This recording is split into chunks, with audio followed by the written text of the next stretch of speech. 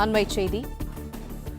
கரூர் பிரச்சாரத்தில் கூட்ட நெரிசல் ஏற்பட்டு 41 பேர் பலியான வழக்கில் சிபிஐயின் 3ஆம் கட்ட விசாரணைக்கு இன்று விஜய் ஆஜரானார்.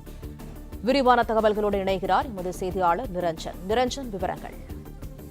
விஜய் அவர்களுக்கு இன்றைய தினம் 7 மணி நேரத்திற்கு மேலாக சிபிஐ அதிகாரிகள் விசாரணை நடத்தியிருந்த நிலையில் மாலை 6 மணிக்கு மேல் அவரிடம் விசாரணை நிறைவடைந்து அவரும் வெளியே அனுப்பி வைக்கப்பட்டிருந்தார். நாளைய தினம் அவரிடம் விசாரணை நடத்தப்படும் என்று எதிர்பார்க்கப்பட்டிருந்த நிலையில் இன்றைய தினமே 7 மணி நேர தொடர் விசாரணையாக நடத்தப்பட்டு முடிக்காகிவிட்டது. அதனால் நாளைய தினம் அவரிடம் விசாரணை நடத்துவதற்கான தேவை இல்லை என்பதை உணர்ந்த சிபிஐ அதிகாரிகள் அவரை நீங்கள் வேண்டுமென்றால் சென்னைக்கு திரும்பிக் கொள்ளலாம் என்ற ஒரு அனுமதியை வழங்கியிருக்கிறார்கள். இதனை அடுத்து விஜய் அவர்கள் இன்று இரவே அவர் சென்னை திரும்புகிறார். தமிழ்நாட்டில் தேர்தல் அறிவிப்பு வெளியாகி இருக்கக்கூடிய சூழலில் இனி வரக்கூடிய ஒவ்வொரு நாளுமே மிக மிக முக்கியம்.